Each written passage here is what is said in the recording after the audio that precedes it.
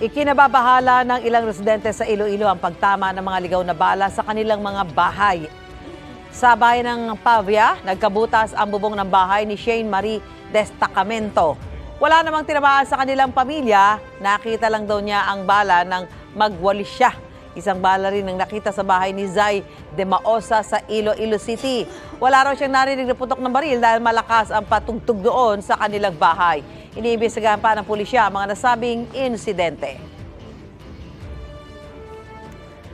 Nagliyab ang isang motorsiklo sa bayan ng Calawag sa Quezon. Ayon sa Bureau of Fire Protection Calawag, nag-spark ang makina nito dahil sa overheat ng gamitin bilang paingay sa pagsalubong sa bagong taon. Naapula ng mga otoridad ang apoy pero hindi na naisalba ang motor. Itong Sabado naman sa Tayabas City sa Quezon, nalapnos ang halos buong katawan ng isang lalaki matapos siyang hagisan ng paputok. Kwento ng lalaking si Ian Angelo, pauwi na siya sakay ng kanyang motorsiklo nang may inihagis sa kanya ang isang grupo ng mga bata. Nawalan daw siya ng malay at naramdaman daw niyang sobrang init ng kanyang katawan.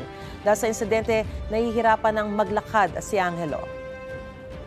Mga kapuso, para una ka sa mga balita, mag-subscribe sa GMA Integrated News sa YouTube. Sa mga kapuso abroad, subaybayan niyo po kami sa GMA Pinoy TV at sa www.gmanews.tv.